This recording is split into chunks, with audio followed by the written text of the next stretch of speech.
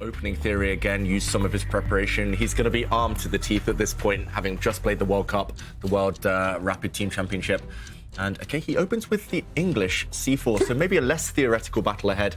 I was going to say, do what you did in the first game, Fabiano, where you kind of got that 7-8 minute time advantage and then try and put the pressure on with white. But okay, Magnus replying with a really flexible first move. And in the end, they were like, okay, just come to our library and then you can have open access to it. But you're right, those years were super formative for him when his family moved there. Simon, but to your point, one of the big things about Anand has been his longevity and his ability to adapt to this changing time. It's not something that a lot of players from his generation have been able to do. He's been in the world top 10 for so many years, with Magnus's generation being at the peak as well. And I think that's been really special about his career. Magnus has played the North Sea, hasn't he? And is this a version of the North Sea, David? Or... And I'm going to take you all the way back to the start position, because Magnus is famous for playing this opening. Looks like he's going for the modern defence, but instead of fianchettoing this bishop, he brings his knight out. And this has a really bad reputation, or at least a dodgy reputation. Magnus has had mixed results here, including losing to Michael Adams at the 2010 Olympiad. But the whole idea is to bring the black knight to the edge. It looks like an Alekhine defence. You've kind of provoked white into gaining space in the centre, though, but at the cost of time. And Magnus has got an improved version of this, where here, white, for example, could start attacking the knight already. Instead, after c4, he did the same thing. He provoked the white pawn to step forward, gaining space, but white's pieces are not backing up the pawns here. And look at what happened. Fabiano, instead of going for the main move, as I believe, pawn takes pawn, when the position becomes more rational, he pushed forward the 4-pawn attack, or at least a spin on that. And now, after this move, he was forced to trade queens off the board. And suddenly, if we catch up with the game, this is the current position. I think it's a disaster, and that's no, David or Ivanka or Tanya. Especially not with white. Is that harsh? No, maybe just true, yeah. I mean, the thing is, though, there'll be people at home saying, but, you know, take a look at that pawn chain. That's very nice. Yeah, tilt adding to that as well, adding to the Magnus effect. And so they won't necessarily choose the most aggressive openings. If he plays provocatively, they won't necessarily choose everything that's cutting edge, because after all, they're happy with the draw. Magnus has castled to the left, and poor Fabi's king. It's violent at this point. Knight to d4 has landed, and that forces the white knight to deal with the threat of jumping in with a nasty knight fork. Knight to a3. Yeah, Simon, I think your move. It's about time. There we go. Magnus does play at f6. Hasn't gone well. Magnus has played very provocatively, and it is Magnus who has the opening advantage. And there we did see the reason why white can't capture the pawn on f6. And Fabi, well, he's trying to exchange off pieces, but this is going to come at the cost of a pawn. But if, for example, I were to take this knight, then a position such as this would be hopeless. Black with with a rook and 3 pawns for 2 minor pieces. I mean, it's still terrible, but... Rook f1. When you have to make a move like rook f1 on the board, you know that things have gone wrong already. It really feels like there should be something more in the position than capturing the e5 pawn. He retains the knight on the board on d4.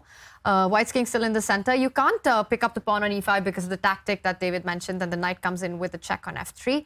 Yeah, at the very least, you trade off a set of pawns, I guess. And I think we're headed in this direction. Ivanka, nice prediction game on point there. This has indeed happened. This is the game position, and Magnus has a very pleasant decision. He can push forward, cementing the knight on a nice outpost on f3 with a check next move, or he can just trade off after rook to d1 and simplify the position. Better minor piece as well, this knight, better than white's knight, and your upper pawn, and with a safer king. Everything adds up here. He plays rook to f8 instead, just keeping the tension. And lots of pieces are hanging. Yeah, suddenly white does have some threats, at least. Some hope of counterplay. Black's knight in the centre, that glorious, beautiful knight, is under fire. Magnus still 1 pawn up.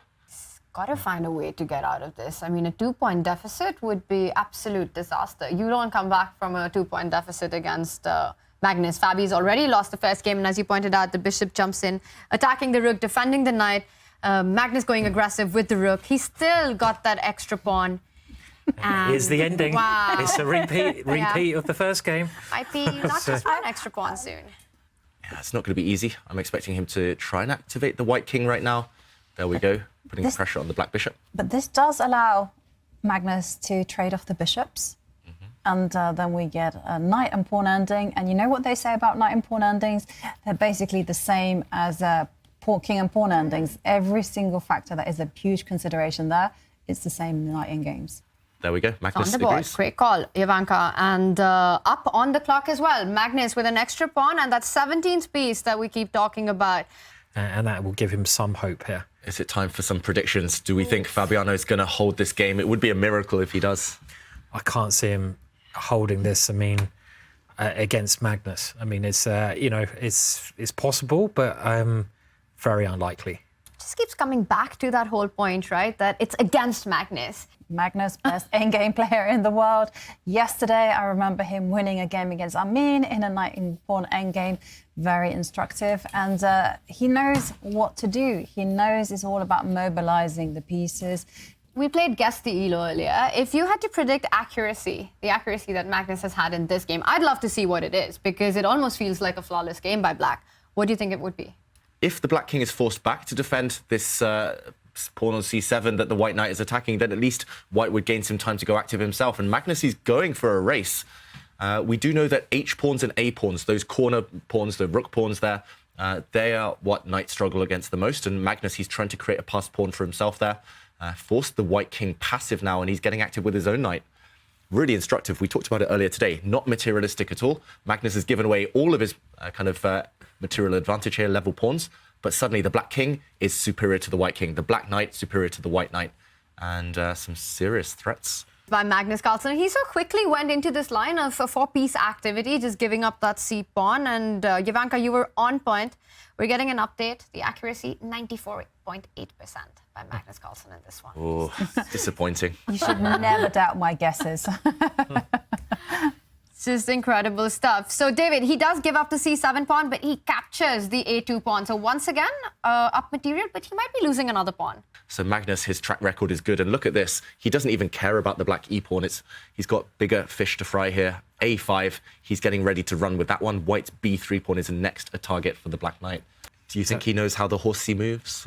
I think he's got a good idea. Yeah. Yeah, no, it feels like Magnus has... To queen end games, knowing where the queen belongs, it's so difficult to find a checkmates. Checkmates.